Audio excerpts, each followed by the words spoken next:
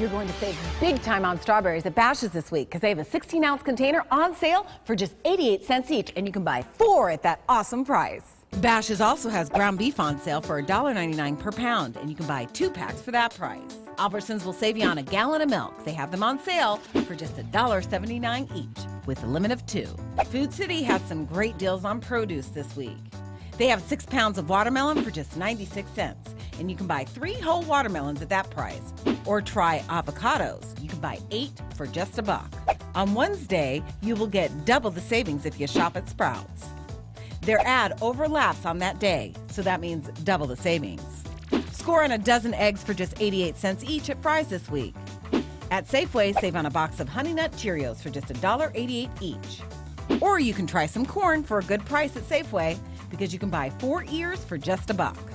Now you can make Mom a fantastic meal and know that your wallet is still full. I'll have more Valley Grocery Store deals posted on our website. Just head over to abc15.com/smartshopper. I'm Daphne Monroe, your smart shopper.